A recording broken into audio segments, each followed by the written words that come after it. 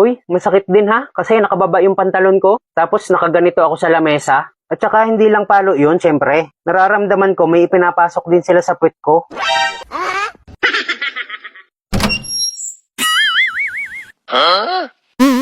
What? Tol, hulaan mo saan ako galing. Saan? Di ba alam mo yung bahay dyan na luma, yung walang nakatira? Oh, doon ka galing? Oo, tol. Gagi, ba't nagpunta ka doon? May multo doon, nakakatakot doon. Ikaw na lang ang matatakotin ngayon, tol. Ako, matapang na ako ngayon. Wow naman! Ha? Bakit?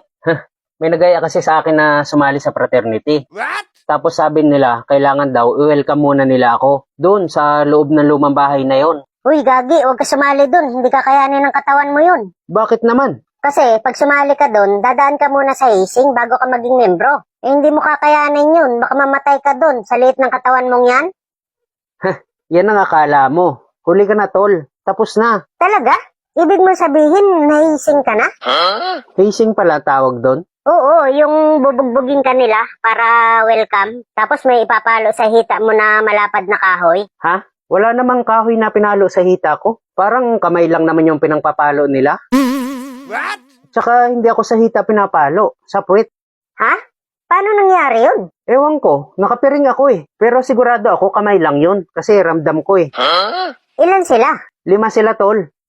Aba, madali lang pala naging hising sa'yo. Eh, ang swerte mo. Kasi sa iba, halos hindi makalakad pagkatapos ng hising. Tapos ikaw, parang wala lang. Napakaswerte mo. Wala ka man lang naramdaman na sakit. Meron din naman. Yung una, medyo masakit. Palo lang ng kamay yun eh. Hindi naman masakit yun eh. Uy, masakit din ha. Kasi nakababa yung pantalon ko. Tapos nakaganito ako sa lamesa. At saka hindi lang palo yun, syempre. Nararamdaman ko may ipinapasok din sila sa puwet ko.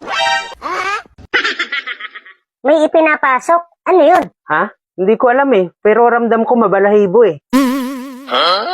Yung una, masakit. Pero yung pangalawa hanggang panlima, masarap na. Wow naman! Tol, sigurado ka ba? Fraternity talaga yung sinalihan mo? Oo, tol. Yun ang sabi nila eh. Fraternity daw yun. Kaya pagkatapos daw nun, matapang na daw ako. Kahit sino na daw bumanat sa akin, kayang-kaya ko na. Tingnan mo mukha ko. Oh, di ba ang tapang? Hindi na nila ako mabubuli ngayon. Tol, sa akin ka maniwala. Sigurado ako hindi fraternity ang nasalihan mo. Bakit? Paano mo naman nasabi? Eh wala namang ganun eh. Hindi naman ganun ang hising sa fraternity. Ha? Hindi ba ganun yun? Hindi ganun yun. Kilala mo ba kung sino mga nagaya sa'yo? Hindi ko kilala eh, pero sabi nung isa, tumakas lang daw sila sa kulungan. What? Pag nga daw kailangan nila ang tulong ko, tatawagin lang nila ako eh. Tapos i-welcome daw ulit nila ako.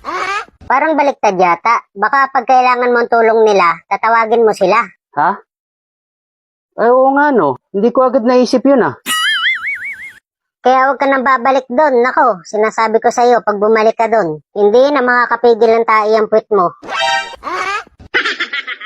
Hindi, ang sarap nga eh. What? Inggit ka lang eh, kasi ako may fraternity, ikaw wala. Diyan ka na nga, duwag.